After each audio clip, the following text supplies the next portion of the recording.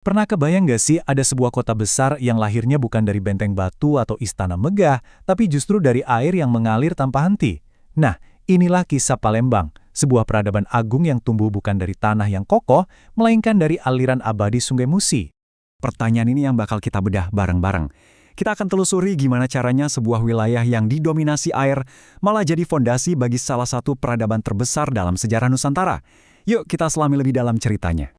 Kutipan dari sejarawan U.K. Chandra Sasmita ini, wah kena banget sih. Ini benar-benar merangkum identitas unik Palembang. Sejak awal banget karakternya itu dibentuk sama air, bukan sama daratan. Ini kunci buat ngertiin seluruh perjalanan kota ini. Oke, buat ngertiin semua ini, kita harus mundur sedikit ke akarnya. Di bagian pertama ini, kita bakal kupas gimana air, bukan tanah, yang ngebentuk nama dan karakter kota ini, jauh sebelum sejarah resminya tercatat. Nah, ini yang keren banget. Nama Palembang itu sendiri udah ngejelasin semuanya. Menurut sejarawan seperti George Codes, nama ini bukan kebetulan loh. Ini adalah cerminan langsung dari kondisi alamnya. Sebuah dataran basah yang hidup harmonis banget sama pasang surut sungai. Jauh sebelum ada kerajaan, manusia tuh udah hidup di sini. Pusat simbolis mereka, Bukit Siguntang. Para arkeolog bahkan nemuin arca Buddha dan tanda-tanda aktivitas para elit di sana. Ini nunjukin kalau tempat itu bukan pemukiman biasa, tapi udah jadi pusat spiritual buat masyarakat Palembang kuno. Sekarang, kita lompat ke era di mana Palembang bertransformasi. Dari yang tadinya pemukiman di pinggir sungai, jadi ibu kota sebuah kemaharajaan maritim yang super kuat. Inilah zaman keemasan Sriwijaya. Coba ingat-ingat angka ini, 682 Masehi. Ini krusial banget.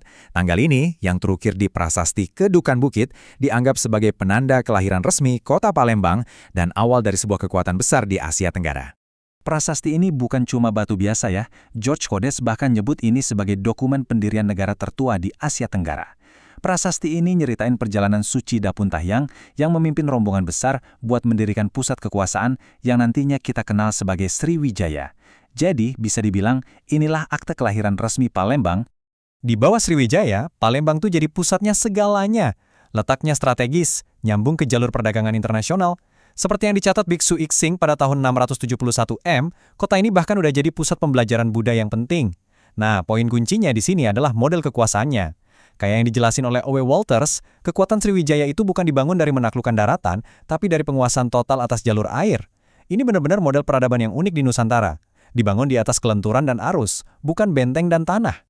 Lini masa ini nggak sih kita gambaran cepat perjalanan Sriwijaya? Dari pusat ilmu pengetahuan, jadi kekuatan maritim puncak selama berabad-abad, sampai akhirnya menghadapi tantangan berat.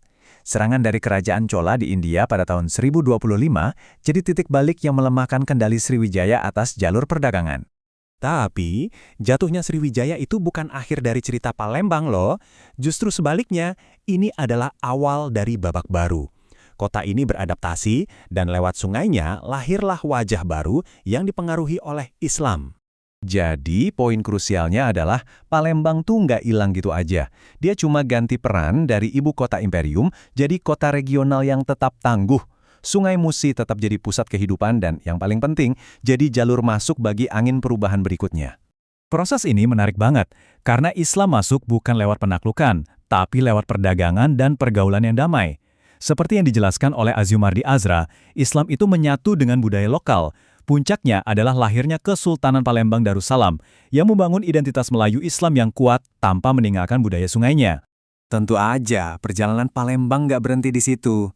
Sejarahnya terus ngalir kayak sungainya, ngebawa kota ini menghadapi babak baru yang penuh tantangan. Era kolonialisme Eropa, dan akhirnya perjuangan menuju kemerdekaan Indonesia. Perbandingan ini benar-benar nunjukin perubahan drastis yang terjadi. Setelah Kesultanan runtuh pada tahun 1823, kendali pindah ke tangan Belanda.